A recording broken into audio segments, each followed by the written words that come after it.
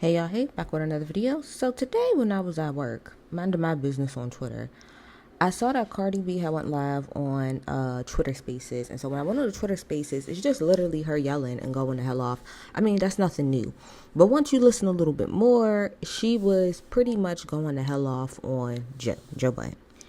She is upset for a myriad of reasons. She was going off for such a long time. I went to like two back-to-back meetings. I came back, she was still going off. I think it was like almost 2 hours she was going the hell off, right? So I took some notes, because I went back and I listened to like the majority of the replay, not the whole thing, but the majority of the replay. And so let's just kind of get into some of the things, that she is pretty much upset about. So she says to be quite honest, a lot of this rant was just her saying the same thing like for 2 hours. But we got it honestly after the first 10 minutes. I understood what she meant, but she just continued to say the same thing for 2 hours. Anyway, so her first thing is that she feels like Joe hasn't said anything nice about her for 2 years straight now. We're gonna go through some of the complaints that she has and whether or not like it's valid. We'll double back. She also feels like he compares everybody, whether they're new, whether they're older, whether they're been in the same amount of time, that he always compares everybody to her.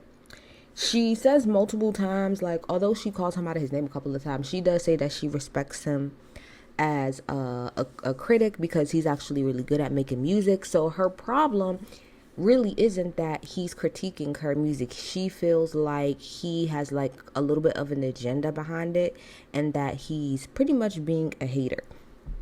And she said this without saying it. She pretty much feels like Joe is pandering to the barbs for the most part. And she said ever since, she did not say this verbatim, but this is pretty much what she meant. Ever since you've been having more consistent interviews with Nicki, like you had that interview with her right before Pink Friday, like ever since then, the tide has truly shifted. And ever since then, you just kind of been on some weird shit. Now, she did say, like, I'm not one of those people where it's like, oh, if you like this person and I got a problem with them, then I'm not like, oh, you can't talk to me either. Like, do what you have to do. So I think what she's saying is, I don't care if you want to be cool with Nicki and get a bag, doing whatever you want to do with her. But ever since you've been doing that, you've been acting funny towards me and everything that I have going on. So in the midst of all this, before I even get to like my thoughts on everything that she was saying, in the midst of this, so Joe was in the spaces while all of this was going on, and in the midst of all of this, he's like tweeting because she wouldn't allow him to speak, so he's just literally on his page tweeting. And so in the spaces, she's like responding to his tweets, like he's pretty much live tweeting her, and she's responding to the tweets in real time. So first thing I can't remember all of the tweets that he said. I don't know if I could, let me see if I could pull up. I always do this. I should probably be way more prepared than I normally am. And I think Joe is like shadow banned, so it's hard to even find him. Okay, so this is what Joe said. Joe started off by saying, I promise you and can assure you, I will never cover a single thing this girl does for the remainder of her career. Peace and love. Then right after that, he said, I have also never gotten a lap dance from this lady, because she tried to say, and then the next tweet was like, I also have never done coke. And it's because she had said during her live that she had met Joe before, when she was stripping, and when she had gave him a lap dance, he was high as hell on coke. He said, I'm on spaces. He said, I think I understand what's going on. This is a play, ... because I love her. I really don't think that it was a play. I really think that she's just fed up with Joe, because we'll get back into everything that was said, but I think this probably, she said like the glass ceiling broke or whatever. And I think that's because on the pod, I think that maybe dropped, I think it was today. Yeah, that dropped today. When Cardi had came up, Joe was like, Cardi's just a singles artist. Like, that's all she gonna do. She never gonna drop the album. We're never gonna get an album from her. All she wants to do is just be a singles artist, so that's how she's gonna be.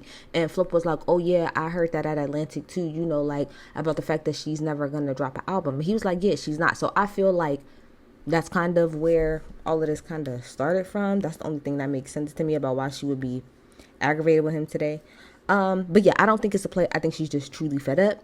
Then he said, I really just wanted an album from someone's music who I love. Music I love. And when he tweeted that, she said, that's bullshit because everything that I have put out in the last 2 years, you pretty much completely shit on. So it's not that you want to really hear my album. You want to hear my album so that you can shit on me. Then he said, she's cursing me smooth out, but she's still hilarious. I'm going to bed. I apologize to, and he added Cardi B for whatever I did, and peace and love to all. Then right after that, he gonna put, I can't sleep, LOL. And then the next tweet was like, I'm being blackballed from the stage. Stop suppressing me. So he was trying to like say that he wanted to get, because like on Twitter Spaces, it'll allow like a host, and then the host can pretty much either have everybody that's in the spaces on mute, or they can like have other people like have the mic and the ability to talk. So he was saying like, pass me the mic so look, I can talk. But she was saying, fuck no, I'm not gonna let you talk because you've been talking about me for the past 2 years. So no, I'm not gonna let you talk. She also said, so in response to the whole thing about, I just wanted to hear, an album from somebody's music I love, she was like, if that's how you really felt, you literally could have just DM'd me, or you could have reached out to me and you could have asked me. She said, if you would have just simply said, hey, I'm just really interested in what's going on with your album, I'm just really interested. She said, I would have just told you, okay, pull up to the studio and I'll, let you hear what I got. She said that the director of Hot 97 has asked her before about her album, and she told her to pull up, and the woman has given her like some advice on some of the things that she's hearing, and just her opinion on the music. So her thing was like, if it's really just about the music and you really care, then reach out to me and ask, but don't go on your platform and shit on me and say, I'm never gonna put an album out. Now, to be fair, Cardi, that's low-key your fault, because number one, it has been 7 years. It has been 7 years. So you can't fault nobody for thinking this. And I just did a video saying that Cardi was scared to drop. So, and I stand on everything I said in that video. But also, you're the one who, the reason why they just talked about you recently about your album dropping is because you got on the live and you told everybody that you were no longer dropping your album this year. Now, your team came out the next day and cleared that up. But that's what you said. So it's not like that is just coming out of nowhere, if that makes sense. Then she also said that she felt some type of way because of, and we know this because she has said this before, about him doing the interview with Tasha K. Now that Tasha K interview happened, but it didn't get put out because guess what? Tasha K, did some weird shit with Joe. So Cardi was like, you know exactly like what the problem is with me and this woman. You know how terrible of a person that she is. And you thought that you could just try to get a little cute story about me off. And what happened is that the same reason that I end up suing this bitch is exactly why you did not put out the video, which I just feel like that's karma. I feel like that was his own karma. Like, you really thought that you was going to be different from everyone else. No, that woman treats everybody like they're a piece of shit, to be quite honest. So then, oh damn it, I think I might have lost my notes. Oh no, hold on, I might have lost my notes. I think I might have lost my notes, y'all. Okay, there we go. Sorry, got the back. Okay. And then she said, in the beginning, she was like, one of my other biggest problems with you is the fact that you always want to speak on my marriage. Now, that part that's on you because you put your business out there. But she said the biggest problem for her with that is remember when in December, y'all probably don't because these people go back and forth. They're Jody and Yvette, I'm telling you. But I believe in December, I can't remember if this is when Cardi had went on live and was just snapping about how, Offset was just a terrible person and how she wanted to get a divorce and she was crying and yelling. I think it was around that time. And Joe had pretty much said that Joe was like, she did all of that for a publicity stunt, pretty much to try to distract from Nicki's album that had dropped around that time. Now, I found that clip of what she's talking about. So let's listen to that part. Then you lost. Yeah. But if it works, that's what I told Ice on the issue. The art is in getting away with it. That's where the art is. There was rumors that this whole breakup shit was just to take the spotlight off Nicki for a minute. I do think it's timely. But the other report was that this is not the first time that they've broken up, that they've been living separately. See, that's some girly report shit. We don't know where that comes from or how substantial that is. That's just somebody saying that. How substantial is that? What Parks just said. This was just speculation from fans. Thank you. Which part? The fact that this all happened to pop up around Nicki's release to potentially take the wind out of her sails.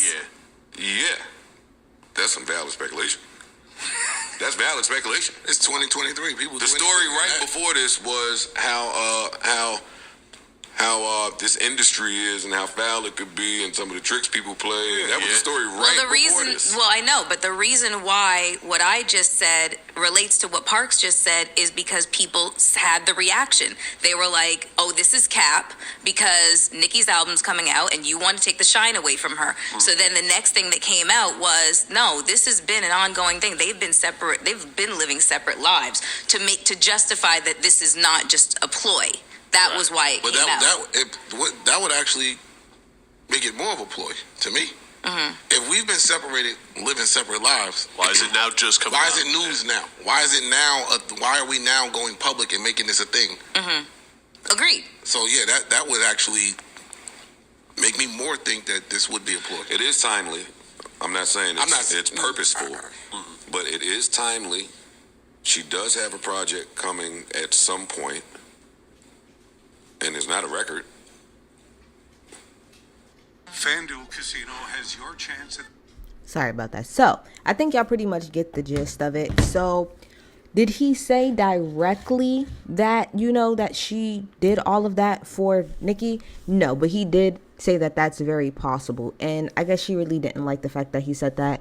She said that, and this is Cardi's problem. I love her. But she said, the internet is my friend. So yes, I'm going to talk about everything that goes on in my marriage. And it's like, see, that's the problem though. The internet is not your friend. The internet is not your friend. And that makes me kind of sad that makes me sad for her. But anyway, and then she says some things about like Jason Lee and how he's not the worst person and how she respects DJ Academics because although he does not do a lot of things that she agrees with, that he's very fair in his critique and he can break it down about why it is, But that's all I pretty much really got when it comes to all of this. I could actually, one more thing, because I do have this written down. Hold on. So I Googled Joe Budden podcast and Cardi B just so that I could kind of, see if there's any validity. I mean, I watch the Joe Budden podcast damn near every day. Do I feel like he is very critical of Cardi? I would say yes. I think that he doesn't give her as much leeway as he does other people. Now, when it comes to Nicki, do I think that ever since they've been a little cooler and tighter, that it seems like his tune has changed a little bit in certain ways? Yes. I would have to say that there is a clear bias right now that he has when it comes to Nicholas. That's across the board. That's when it comes to Cardi. That's when it comes to Meg. That's when it comes to pretty much anybody. And the clearest example of that was the whole Bigfoot diss. You sat there and pretty much said almost nothing about that. Now you started off by saying, oh, I'm gonna lie, but why are you lying though? Why is it okay to, like Cardi said, to be fair, to drag whatever it is that she does, but then when Nicki does the same thing, you have nothing to say? Cardi also brought up the fact that, she feels like he hates on Drake or whatever, and to kind of tie this back into the Nicki thing, I said this in the comments and people didn't wanted to go off on me, but it's the facts. Almost everything, for the most part, that Joe said about Drake throughout the whole Kendrick thing could have been said about Nicki. In particular, when he said on his show, Well, why is it, do you think everybody has a problem with you?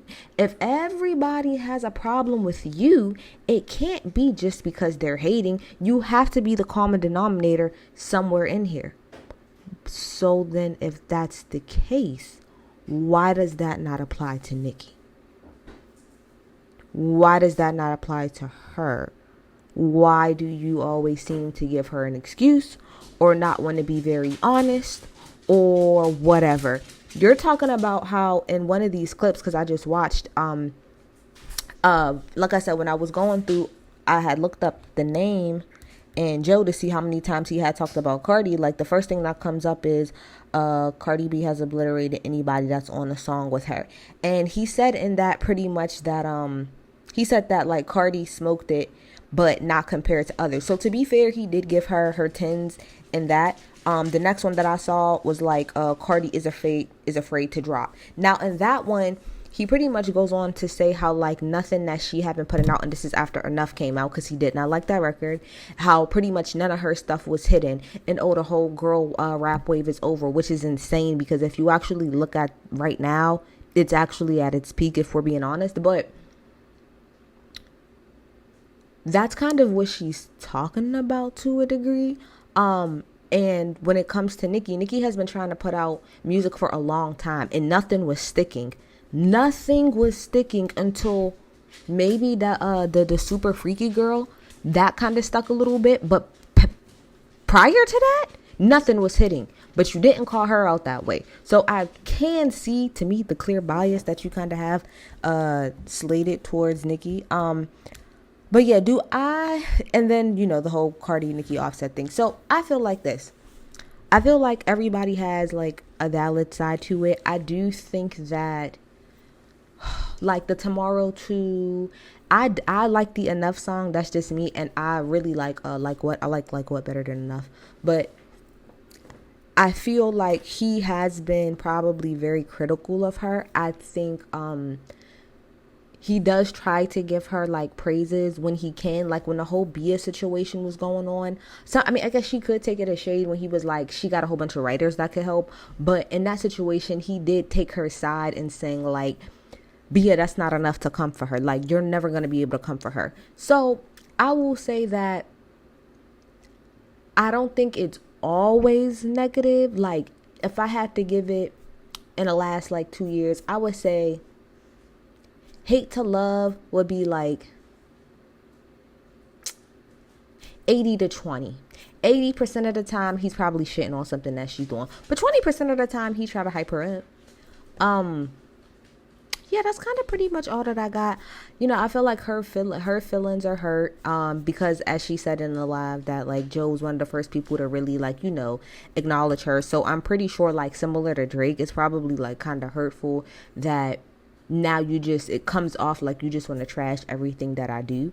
And I really think she doesn't like the fact that he keeps trying to say that she's never going to drop another album. I think that probably bothers her a whole lot. But yeah, that's pretty much my thoughts on that. And y'all get in the comments and y'all tell me what y'all think. I'm out. Bye.